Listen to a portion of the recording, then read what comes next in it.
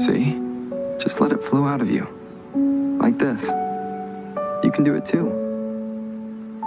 Come, give it a try.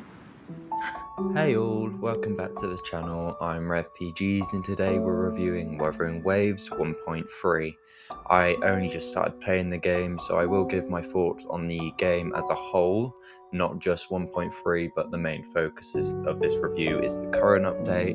I'm not going to really speak about the early game too much. I'm going to mainly be focusing on the Shorekeeper story and a few other things. I will be complaining about a few things about the early game, but I will also be complimenting the early game in terms of combat and a few other things I really enjoyed about the game. So without further ado, let's get into it. At last, you have returned. Here, the story both ends and begins anew. So we all know the first update when the game released, the first story quests weren't that great. The final two parts of the story, when you got the Havoc main character Rover, that was great. We're not going to be really speaking about that too much. The 1.1 story was great. I enjoyed it. There were parts where I was a bit bored, but it wasn't too long and it didn't drag out too much, so I enjoyed it. 1.2, there was no main story, I believe. It was just some character story quests, which I haven't played those yet, and we're not reviewing character story quests, we're reviewing the main quest line. But moving on to what we're actually talking about here, and that's the 1.3 storyline, which takes us to the Black Shores. I can honestly say I really enjoyed the story. It was perfect in my opinion, and don't get me wrong, there were elements that I think could be improved, but it's a perfect step in the right direction is what I mean. If they continue this form of storytelling, I'll really enjoy my investment in playing the game. Because for a gacha game to sell to me, it has to have a good story, and before it didn't. But now with the 1.3 story quest, I found it beautiful. The meaning behind it, the message, everything they were trying to convey. You've got a really sorrowful story about a girl who doesn't feel like she's really wanted, and she's only like in existence for one purpose, and that's to be a tool. And you've got the main character who wants to really just show that she's more than that, and it's quite romantic, it's quite bittersweet, and you find out a lot more about your main character's past because of course it's a gacha game. They've lost their memories, as they always do in every other JRPG. I'm not sure why it's a trope, but I think it's done pretty well in this game. I really enjoyed the 1.3 story quest. I enjoyed the character arc with Shorekeeper. The new characters are cool. Can't wait to see what the 2.0 story quest is going to be like. I'm not sure why they're skipping from 1.3 to 2.0. Weird way of skipping updates all the way to that. But yeah, I'm going to be giving the 1.3 storyline a 9.5 out of 10. This is not reflecting my thoughts on the story overall. The previous updates weren't as good. The 1.1 story was good though. But, you know, it's my rating for this update story. So yeah, I'm giving the story for Wuthering Waves 1.3 a 9.5 out of 10. The world reduced to ashes. So let's move on to the most important part about a game, the gameplay. There's a lot to unpack here, so we're going to take a couple of minutes to just talk about the early gameplay features. We're not going to spend too much time on them. Well, we're trying not to. First thing we're going to start off with is the parkour mechanics. They're bloody awesome in this game. It felt so much fun traversing up mountains. It was very enjoyable. They perfectly blended these aspects in with mini games and puzzles and a bunch of other things. It was really refreshing to, you know, be able to climb up a mountain without worrying about stamina too much, which is a problem in many gacha games. You have to worry about stamina when you're trying to traverse different places, like higher places. In this game, that is not an issue because you can fully run up buildings, you can wall run, your climbing mechanics are awesome. If you're underneath a ledge in Genshin, you can't climb up it, but in this you do like a kick thing where you kick yourself off of a ledge and then you pull yourself up to the next level. It's quite interesting. I'll show you a bit of it on the screen right now. Another thing was the 2D platformer little mini game. You can only do this once as far as I know. I'm not too sure if there's any events that happen in the game, but there's this 2D platformer game that's like Rayman. If you don't know what Rayman is, it's a side-scrolling like platformer, and it's super fun. You know, the mechanics are super cool, and honestly, Rayman's a banger game. And this really reminded me of Rayman, of course, without the amazing soundtrack. This game does have a good soundtrack, but nothing beats Rayman, let's be honest, especially Rayman Legends. Brilliant game. But yeah, we're not going to dwell too much on that. Let's speak about the gliding now. I don't really like the gliding in this game. Luckily, you don't use the glider too much, so it's not really much of a worry.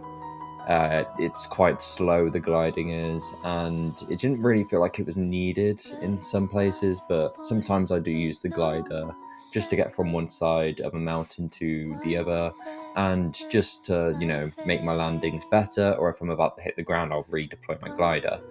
But, you know, you don't really use it anyway, and even if you do fall from like the highest buildings in the game and the highest mountain tops, you don't really take too much damage. I think the lowest it's taken to me is to like half HP. Of course, I'm only about level 60 in the game right now, character level, not world level. So, of course, if you're a lower level, your characters are like level 10, they're going to get one shot from the smallest of heights. But it's still really good, to be fair, that you don't have to worry about damage whilst you're trying to get to a high up mountain to collect the chest, and you don't really fall down as much. Moving on, the puzzles, some of them were simple, but they were fun. Some of them are hard, and I really had to think about them. It's quite interesting to see another gacha take the route of exploration more than anything, and gameplay, showing, you know, the difference between this game and a game like Zenless that has little exploration and little puzzles, or Honkai Star Rail that has a bunch of puzzles but nothing really else to it when you're exploring the world, because it's not open world, just like Zenless is not open world, it's instance based. I really enjoyed this game in terms of the open world as well. It's a very big map. I mean, considering we're only 3 updates into the game, I believe the game came out in May. If I remember correctly, I can't fully say anything about that, I can't fully remember. It was either March or May, that's all I know. Let's move on to the 1.3 gameplay features. In the story, you get introduced to a new gameplay feature, mechanic, and this is like a portal gun type thing, where you shoot at a wall, and then you can go through the portal, or you could shoot 2 portals at once, just like in the game Portal, a very awesome puzzle game. You've probably heard of it, let's be honest. I would highly recommend that game as well. And I just really enjoy when they take aspects from other games and they don't just blatantly copy them, they incorporate them completely perfectly in a much more inspiring way than any other game has done. Most games that copy Portal, you know, they'll literally be direct copies. It's like how people compare Genshin to Zelda. It takes aspects from The Legend of Zelda Breath of the Wild, but it's not another game that's exactly like it. It's got its own identity, and I can gladly say that's the case here. And all the mechanics, even though some of them are taken from other games, they're incorporated brilliantly, and they just give that, you know, feeling that they've actually put the work and effort into making them feel original. We're gonna give the gameplay a 8.5 out of 10, and we're gonna move on to the combat now, which is also another part of the gameplay, I guess, but it's something I want to be in its own separate category since this game is mainly combat focused. So without further ado, let's get into the combat. Astral modulation. Okay, so finally moving on to the combat, which is one of the core mechanics in this game. There's a lot to talk about here once again. First off, let's list off all of the elements. There's 6 in this game. There's Aero, which is like your wind element. There's Glacio, which is like your ice element. There is Conducto, which is obviously your electro element. Fusion, which is flame. Havoc, which is like a darkness element. And Spectro, which is light. I've only really played as Havoc, Electro, and Spectro so far. I haven't really tested out Aero too much, other than at the start of the game where you play as Yang Yang, and a few other characters I've tested out but I haven't built yet. But let's move on to the weapon types. There's 5 in this game. I was honestly surprised in this game. You have your normal sword users, you have your broad blade users, which are basically massive swords if you don't know what broad blade is. Gauntlets, which are like fist weapons, pistols. I was really surprised by this. I thought there would be bows, but I mean, who needs bows in a gacha game when you've got pistols, I guess. And you've got rectifiers, which are pretty much like these little floating pieces of tech, almost like what you would use in Genshin would be like spell books and stuff like that.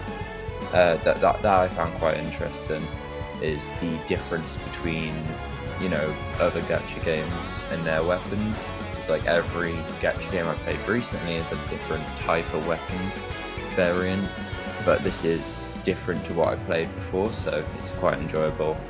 Moving on, the combat is brilliant in this game. You've got this awesome parry mechanic where you have to time your attacks perfectly. There's this little circle that comes up in sometimes during enemy attacks, and you have to hit that circle perfectly at the perfect time, and it parries them. It defeats part of their shield and also knocks them down for a short amount of time. It depends on what enemy it is. There's also the dodge mechanic, but you know, dodging in games is a must, I'd say, for a game of this type. It's pretty much like the Dark Souls of gacha games. I'd say Punishing Grey Raven's harder though, from what I can tell. There is obviously these little echo things, and basically what echoes are is if you play Pokemon, Power Wheel, stuff like that, in this game, if you defeat an enemy, sometimes they'll have a chance to turn into an echo. You pick up these echoes and you can use them in battle. I've almost collected all of them. I think there's like 240 in the game currently. You can't use human enemies in battle. I thought that would be really cool if you could. But still, using monsters in battle is quite cool. It really changes how you do your combat, and it changes a bunch of other things depending on what enemies you're using in battle. Sorry, what echoes you're using in battle. There's also phantom echoes, which are like your shinies in Pokemon. They're somewhat rare. I found quite a few already though, mainly in my later stages of playing the game. There's also these little challenges you can come up to, and I think it's from level 45 to level 90. And these aren't very hard, I won't lie. The ones that are a higher level than you, of course, are going to be harder. But as soon as you hit the right level cap, they're not that hard. I'll be showing this on screen right now. Moving on to the 1.3 stuff. The latest boss I really enjoyed. I enjoyed the music and I enjoyed the boss overall. Just thought it should be a bit longer. I feel like it needed a second or third phase. But yeah, the combat in this game is brilliant. There's a bunch of bosses in this game. There's so many enemies to fight, and I really enjoy the ecosystem. So I'm going to be honest here and give the combat a 9.5 out of 10 because it is almost perfect. I was just hoping that you could use human enemies as echoes. That would be a really cool feature. Hopefully in the next update they'll be, you know, integrating humans into the ecosystem, but I very much doubt it. Maybe in the future they will do something with that. So yeah, I'm going to be giving it a 9.5 out of 10 for the combat. Moving on to the music now.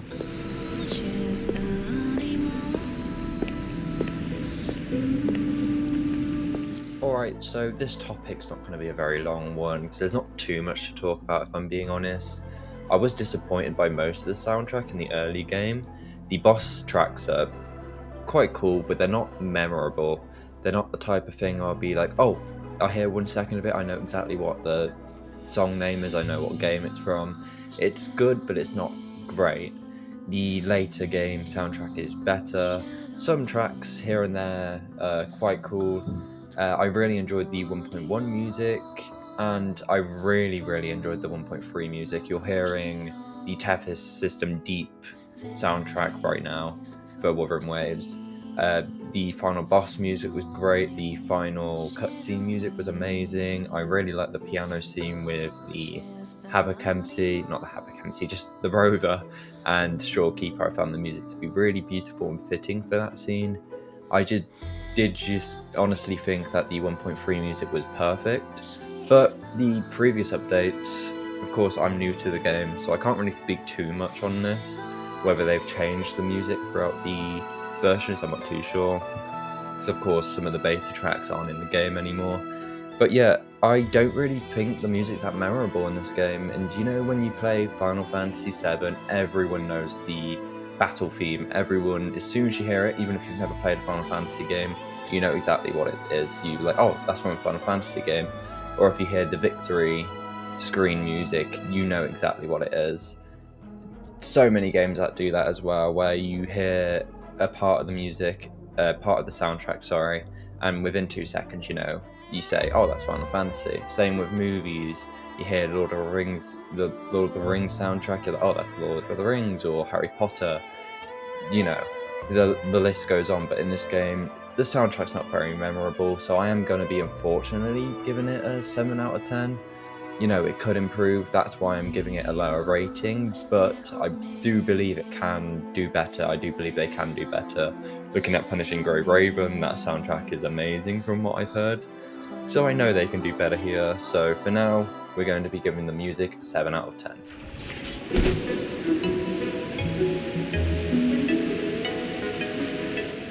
Moving on, this game is beautiful.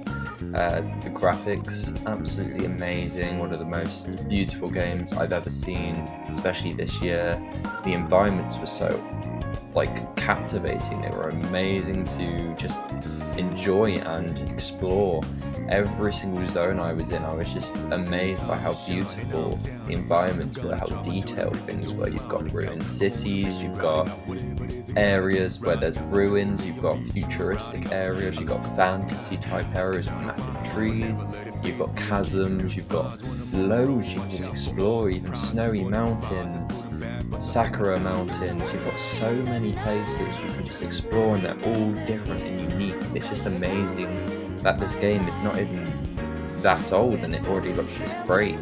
And as the map expands, it just looks so much better each time. And I'm honestly amazed with how beautiful this game is. You know, you've got like cel shaded looking at character to pop their details out, and every character seems detailed. You've got so many NPCs just around the world that you can talk to, which really brings life into the world.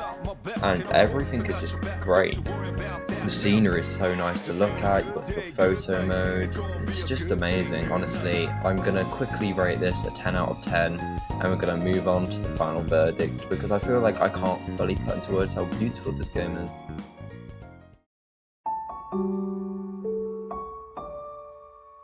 Before we move on to the final verdict and our final score for Wuthering Waves, I'm going to talk about a few things.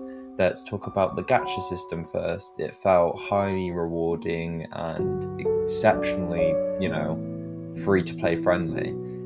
You've got your character banner, you've got your weapon banner, you've got your standard banner, and you've got a few other things. Of course, when you join the game, you get a free 5-star character and a free 5-star weapon. You can also select a 5-star character. It's something you'll learn when you first start playing the game. I did think the gacha system was highly rewarding, and it didn't seem too tough on its player base. This game is highly rewarding as well with the events. You get a bunch of premium currency, and the events are super fun. I played a few of them. I've beaten all of them, so far that are out as I'm recording. There's even more that are going to be coming out over the next few days. I will say the co-op events were quite fun. The exploration events were rewarding. You get your character XP, even more credits to upgrade your characters. One thing I will say is I liked the little parkour event, and there were a few other things I can't really remember too much, but they were fun. So yeah, I'm not going to be rating that obviously, but I will say there were some things that were lacking in this game, but I do believe this game has room to improve. So we're going to get to the final rating of this game. I'm going to be rating this game a 7.5 out of 10. The reason being is because, as I said, with the music, I believe this game has room for improvement, and they have been steadily improving and also listening to their community's feedback. So yes, Wuthering Waves 1.3 is getting a 7.5 out of 10 from me. If you enjoyed the video, make sure you like, comment and subscribe. I am sorry about me sounding a bit different in this video. I haven't been feeling very well during this recording. I am going to be putting a lot of quality content up for you guys, and I hope to see you in the next review.